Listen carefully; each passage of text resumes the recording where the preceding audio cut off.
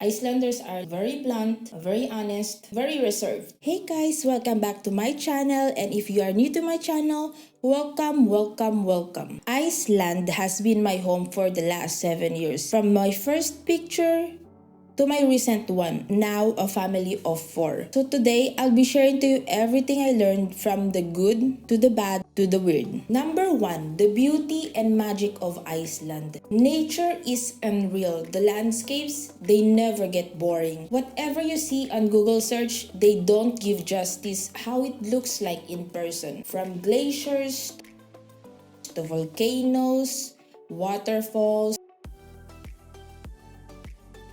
rock formations, black sand beaches, geysers.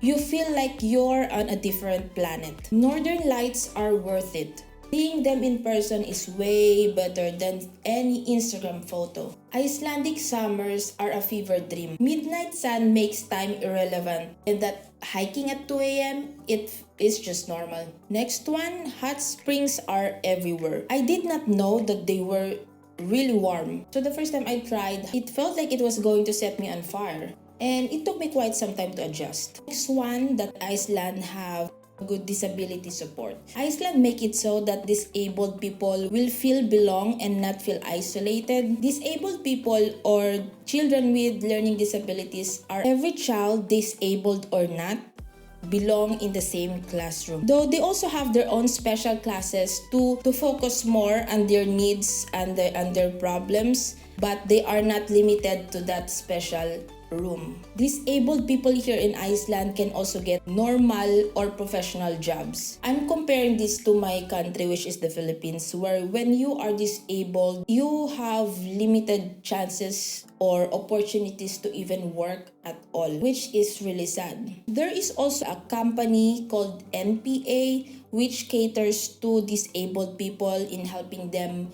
and their everyday lives, taking a bath, going to work, driving them to everywhere, traveling, anything you can think of to support the lives of disabled people. So this NPA company, the salary that the people get working under this company is funded by the government. In the Philippines, there is no such thing. If you are disabled in the Philippines, it's very hard to live there. You don't get a lot of assistance from the government. Next one is education. I learned that there is no such thing as ranking. In the Philippines, students are ranked from the top performing students to the lowest performing students, where they also publicize the grades in the school premises. In Iceland, there's no such thing as that. Grades are confidential, there is no ranking, so there is less pressure for the students in Iceland. One good thing about this is children or the kids won't get pressured. The children won't be too focused on getting specific grades, but rather they will learn on their own pace, just focus on how much they can learn. I'm not saying that this is just all good. In my opinion, since it removes pressure from the children, some children are not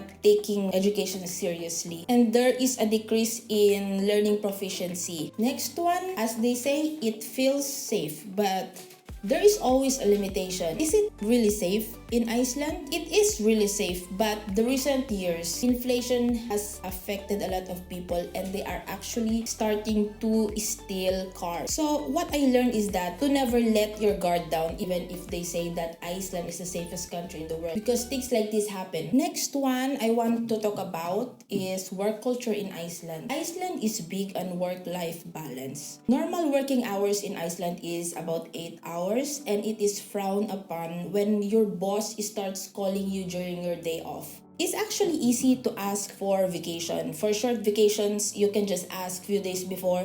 Like, you just tell your boss, hey, can I take a leave on this day? They are just gonna be like, okay, without even asking what are you gonna be doing that day. They don't ask personal questions such as why are you going there, where are you going, or when you are sick, they won't be asking you like, why are you sick? When did you start getting sick? It is normal to take a month off during the summer, and we also have winter vacations. You can also easily take an hour or so off. You need to go to the doctors, you can just tell your boss, hey, I need to go to the doctors, I have an appointment somewhere, and they will just allow you to go out as long as you are doing your job. In Iceland, it is also normal to ask for a pay raise every now and then, especially if you fight for it, then you will be having pay raise every now and then. Next one, let's proceed to the weird and funny things I've learned living in Iceland. So the first one is Icelanders love ice cream. No matter what the weather is, if there's a bad weather, red warning, yellow warning, it's snowing, freezing temperatures, very windy, Icelanders will eat ice cream from any age, from the old age to the youngest ones. We love ice cream. That's why if you visit Reykjavik, you see a lot of ice cream shops in many parts of the city. Even small towns have their own ice cream shops. Even the smallest towns, there always an ice cream shop. Next one is there is a naming law in Iceland. So, for example, you have a child, a newborn. You cannot just name that newborn any name at all. It has to be approved from an approved list of names. So bye-bye to those ridiculous names that you could think of that you want to give to your children. But you can still name your kid outside of the list, but it still has to be approved by the government. That's why when I first came to Iceland, everybody named Runar. Everybody named Yon. It was weird for me at first because my father-in-law's name is Runar. His son name's Runar. The neighbor name is named Runar. Like everybody is Runar. I also learned that each and everyone have their unique last names. For example, my husband's name is August. We have a daughter. So my daughter's name would be August Dotir, which means the daughter of August. So if I had a son, then it will be Augustson or the son of August. Some words that I also learned and how Icelanders say it. For example, yaw or yes, which is yaw in Icelandic. They usually say it like yaw. Like, I don't know, it's like they are catching their breath or something. They say it yaw.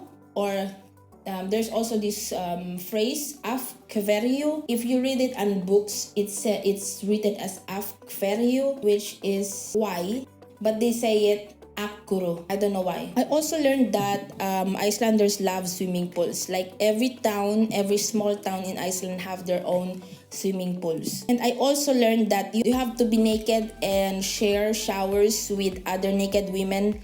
And of course, there is also space for men, but that was weird for me at first. You have to remove all your clothes and then go into this area where other women are also naked. I felt so like insecure with my body. Like I felt like everybody was watching, but it's normal. And from the oldest women to the youngest, they just go in the same shower area because it is mandatory to shower yourself before you go to the swimming pool. So is that Iceland don't have McDonald's and no Starbucks. But we have a counterpart for McDonald's, which is Metro, and counterpart for Starbucks, we have Kaffi och Te or Kaffitar. So next one is the saying, everyone knows everyone in Iceland. I don't know everyone, but the odds of meeting the same person over and over again in different parts of the country is high because the country is very small. There is only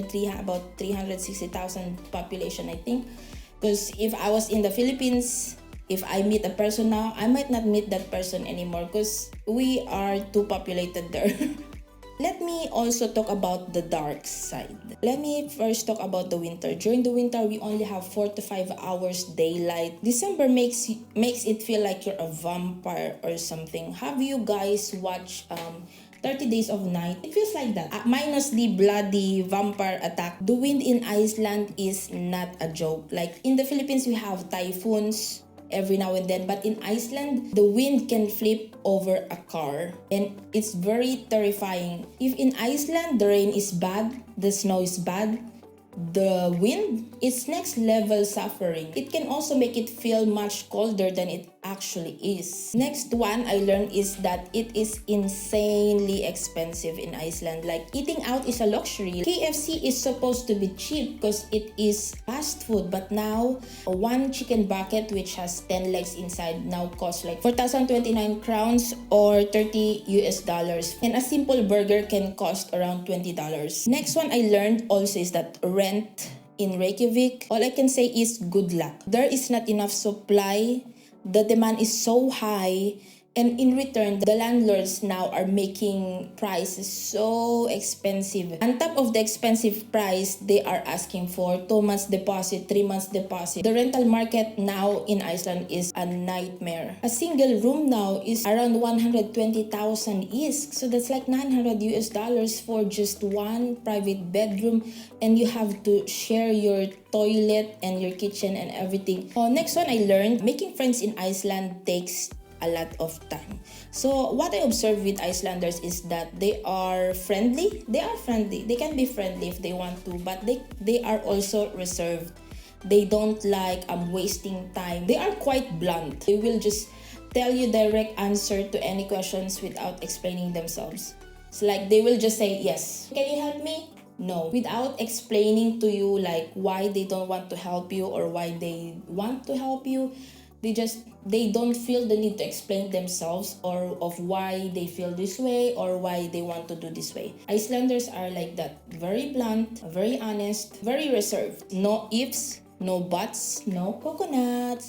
So that's basically everything I learned for the past 7 years. I've learned more about life, I guess. Quote that would describe everything I learned is just do what you have to do. Would I recommend living here in Iceland? If you love nature, safety, unique culture, then definitely yes. If you hate long dark winters, maybe not. That's all, everything I learned for the past 7 years. Thank you for watching and see you in the next vlog. Bye!